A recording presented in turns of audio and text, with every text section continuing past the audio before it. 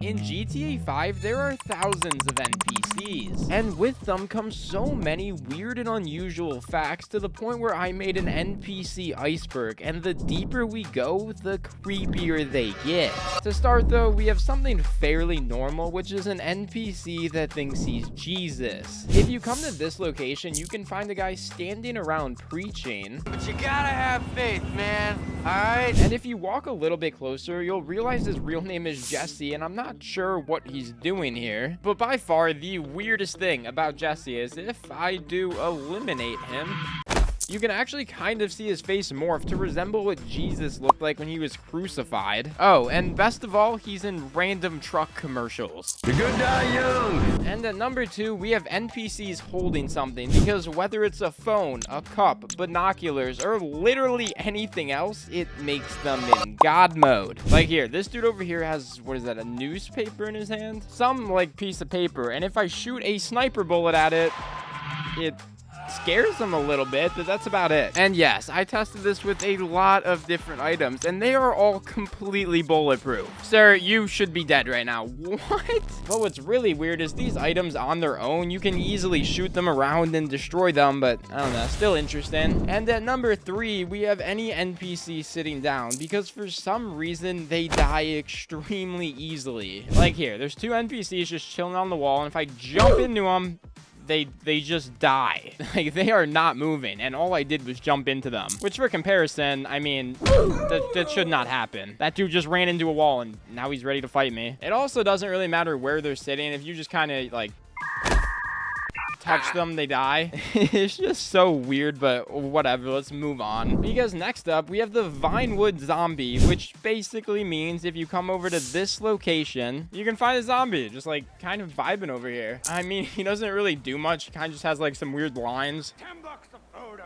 And that's about it. I'm not really sure why he's here, but there are posters and like extremely rare shirts in the game about him. So, I mean, it's kind of cool. But that's about it for the first tier. And moving a little bit deeper, we're gonna start with this security guard. If you come to this location at night, you can find a security guard working his shift, but he's actually terrible at his job. Unlike most police officers, where if you provoke them, they will fight back, this guy kind of just gets terrified. No! He literally just balls up in the corner or occasionally runs away, making him possibly the worst worker in GTA 5. And to make it even weirder, they always spawn looking different, but they all act the complete same, so super weird, Rockstar. And the next one takes place at this roundabout, because it's actually possible to get NPCs completely stuck in here. Come to this location and just wait patiently for a car to enter. Once they do, go and stand in the middle of the entrance. Then just shoot somewhere near their car, and just like that, it will freak them out and for some reason not let them leave. However, if you call 911 and request the police, they will enter the roundabout, but they won't just go in circles. And next up, we have the worst NPC drivers, because we all know they're terrible. What the fuck? God damn it!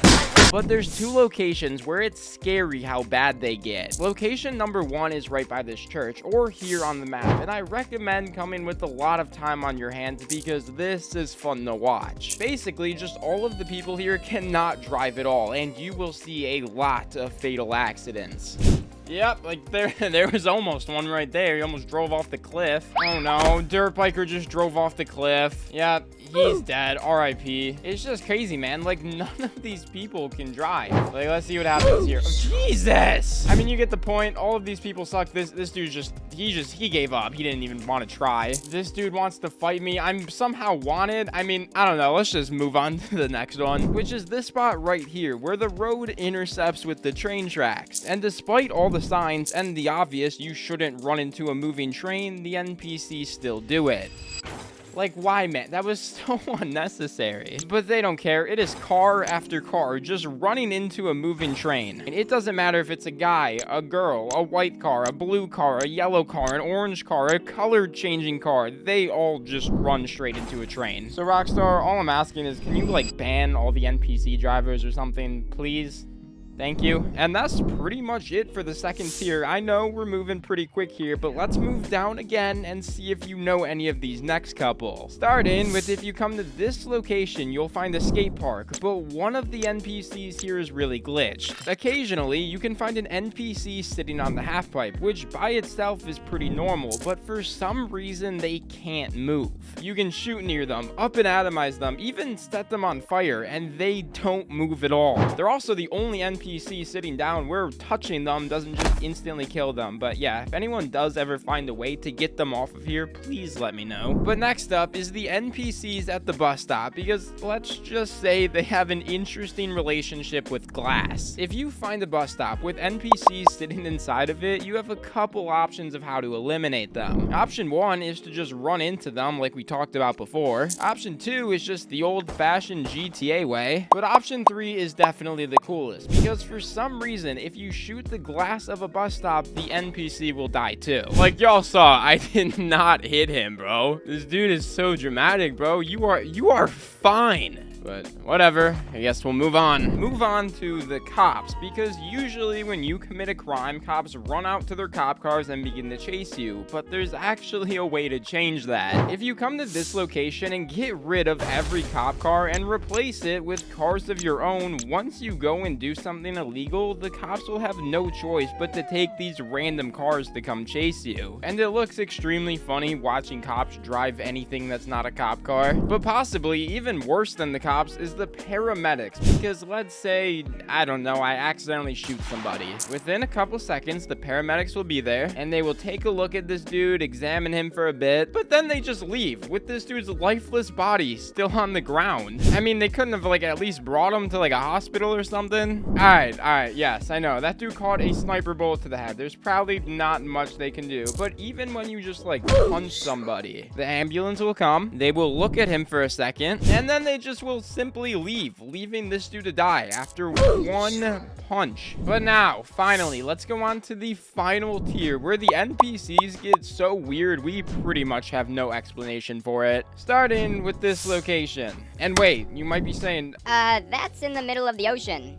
which, yes, it is. Because underwater, you can find this statue, which is not anything crazy, but if you use mods to bring it on land, you can find out it's not actually a statue. Because for some weird reason, if I kind of just jump into her, she'll like stutter a little bit and then start walking back into the ocean. You could see a second ago, both her feet were like cemented into that block, and now she's walking perfectly fine, and she's just gonna keep walking. Eventually, she will go back in the ocean. It's super weird, but I don't really know how to explain this one at all. So let's just move on to the train operator, because we all know this train does not stop. Oh yeah, just go straight through my shipping containers. Makes sense. But there is one way to make it so the train should stop. If you get on top of the train and throw a Molotov near the driver, you can literally see him jump out. And you would think a train with no driver would eventually stop, but no, it will literally go on forever. This thing is unstoppable. And next up, we have the NPCs at this balcony, because similar to NPC Sitting Down, when you touch them, they just die.